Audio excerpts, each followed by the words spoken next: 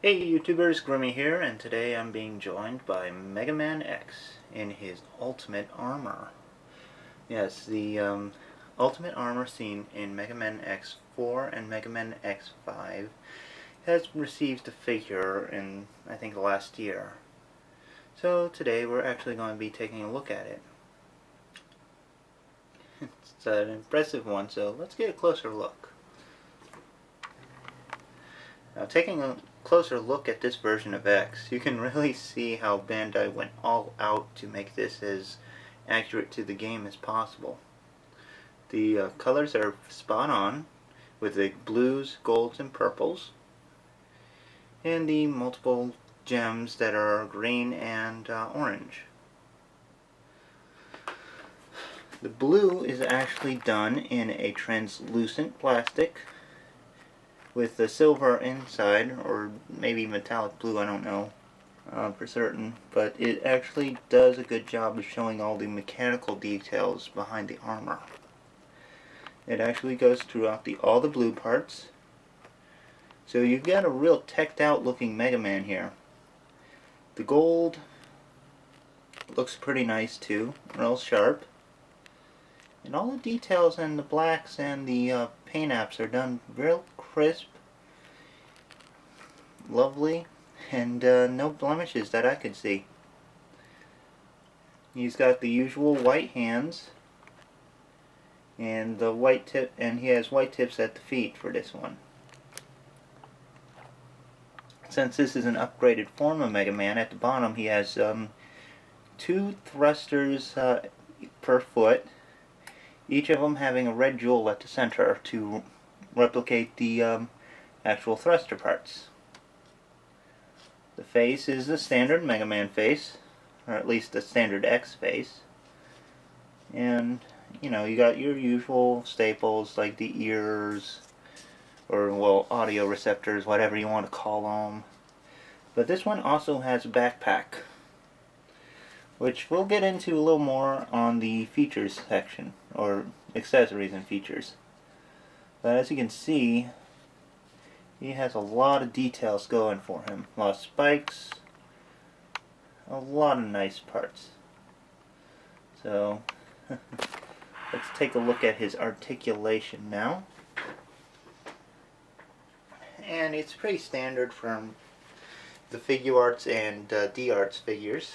He's got the ball jointed head with up and down, forward, back, left and right. Yeah, all kinds of articulation here. He's got the usual joints at the shoulders,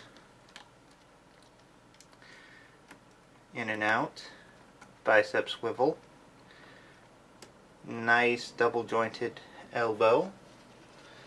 And while he does have ball joints at the wrists, unfortunately the armor kind of hinders the movement of his hands. So he's kind of perpetually stuck at the curling iron pose for his fists and his open hands. It's unfortunate, but it's not Bandai's fault so much as it's just the design of the armor. And still, it's a bummer. He has nice ab articulation. You can go all around with that. And he also has waist. So he is very articulated at the midsection. His legs can go forward. And, well, just go forward. He's got a nice deep knee bend.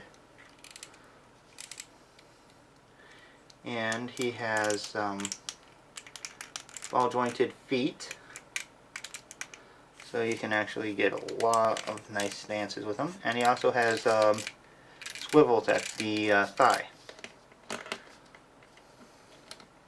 so you can do a lot of posing with this guy. And with the only regrettable part being the fists not quite being able to turn as much as they should. Now on the knees and the elbows, much like the other versions of X, he does have these covers. Unfortunately, they tend to slide off easily on mine. I don't know if that's just mine or if it's a common thing, but it's a little annoying, but whatever. It's not the end of the world.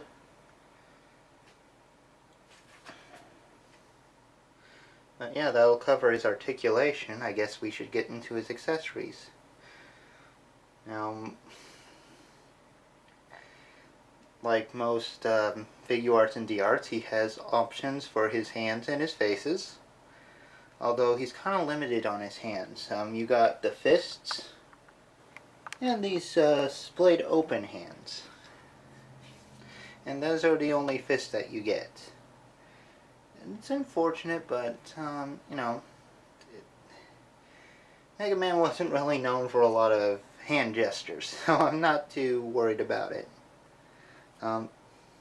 Naturally, since it's Mega Man, you also get a version of the X-Buster, which you can actually just take off the arm, like so, and then just slide in the new version. That, like most versions of the Buster, it does seem to come in at an angle, just the way it's built, but it still looks pretty good. And as you can see, it has the standard jewel at the inside the blaster, which is pretty common. But this one also has the fins on the top and bottom, which look like the sides from this angle. Let's just flip it over like that. And as you can see now, it's actually got the fins. And they do hinder the up and down movement a little bit.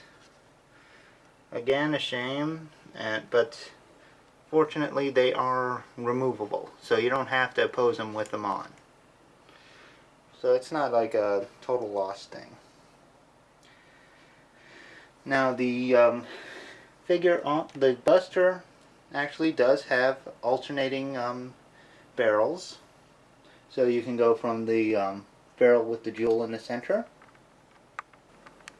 to a barrel with just a port, so that you can plug in any of the blast effect parts that came with Mega Man X, or you know, any version of Mega Man X pretty much, including the one that he includes, which is this nice little melee attack kind of one, which you can actually use to charge and stab enemies. Or it could be just a startup for a charged blast. It's whatever you decide it to be. But it's really good for doing uppercuts with. That's for certain. And like I said, this is removable, it's not broken.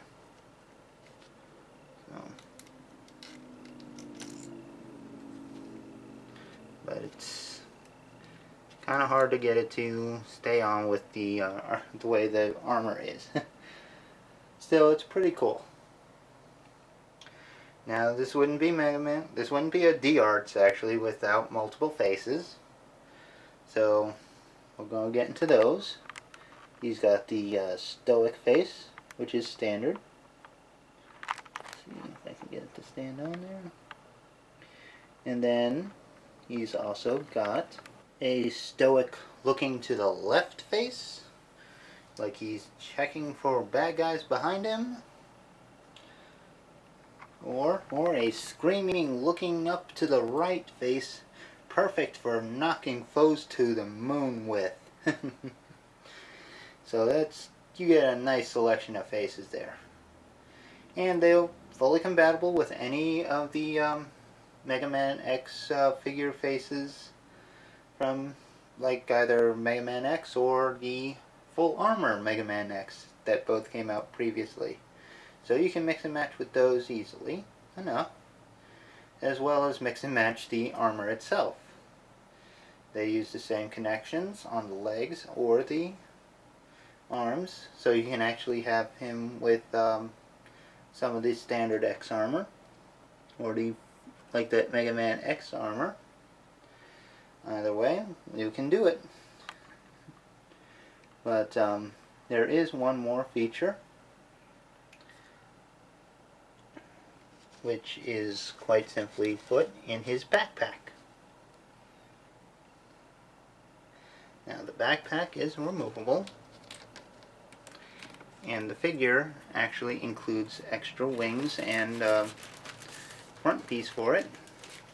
So we'll get these on. Just like so.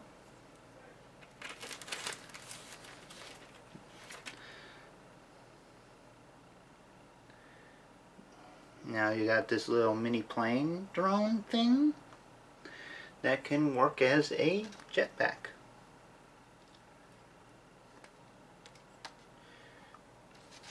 So you can actually have your Mega Man flying, which is pretty cool. Now this front piece is removable as well, so you can actually take it off if you want to pretend that it's actually been moved to the jetpack. You don't have to. Personally, I like to just keep it on because I think he looks better with it on, but it is an option. Now, I'm not sure if it's game accurate to have it off or not. Sorry, that one I don't know about. But yeah, you can actually have him flying if you want. Now, second we'll do a couple comparisons. Like his good buddy Zero in his black armor, which is a matching set. And of course we gotta go with the original look for X, even though this is the Comic-Con version. But yeah, I mean, you can tell that Mega Man actually has a few nice looks. And just for fun, we'll put in classic Mega Man. Just to really see how he stacks up with that one. And of course he's a lot taller than classic Mega Man, but that's given. He's supposed to be an older, more mature Mega Man. Or new design, older, more mature Mega Man, you know.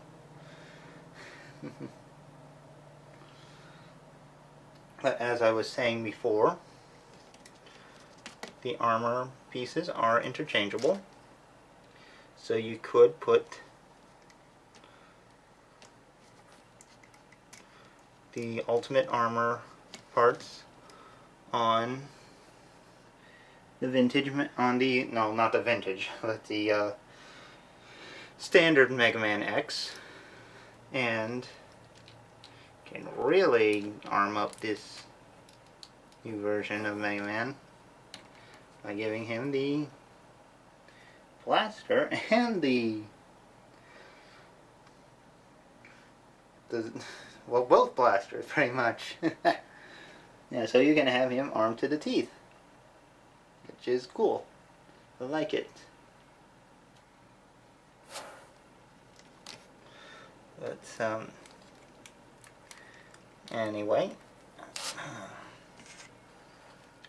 I do hope you guys have it.